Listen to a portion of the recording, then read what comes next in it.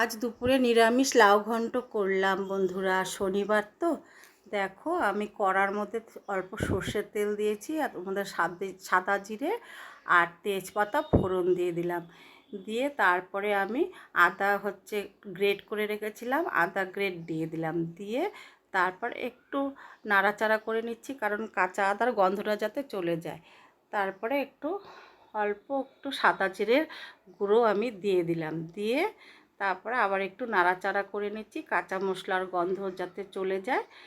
তারপরে আমি দেখো একটুখানি তোমার ডাল ভিজিয়ে রেখেছিলাম, মুগ ডালটা ভেজে লাউয়ের মধ্যে দেবো, কারণ মুগ ডাল ভাজা দিয়ে লাউ ঘন্ট খুব ভালো লাগে খেতে।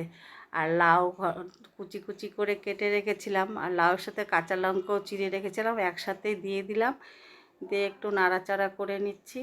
নাড়াচাড়া করে লবণ স্বাদ মতন দিয়ে দিলাম। লবণ স্বাদ মতন দিয়ে সামান্য একটু হলুদ দেবো। লাউয়ে আমি বেশি হলুদ দিই না, একদম অল্প পরিমাণে একটু হলুদ দিয়ে ভালো করে নাড়াচাড়া করে তারপরে দেখো একদম জড়ো করে নিয়ে আমি চাপা ঢাকা দিয়ে দিলাম। দিয়ে কারণ লাউ দিয়ে তো একটু জল বেরোবে। তারপরে দেখো লাউটা জল বেরিয়ে আমি পুরোটা শুকিয়ে নিয়ে লাউ ঘন্টটা কিন্তু আমার হয়ে গেছে। আমি ধনেপাতা কুচি দিয়ে তারপরে নামিয়ে দিয়েছি। এইভাবে লাউ ঘন্ট খেতে কিন্তু খুব ভালো লাগে।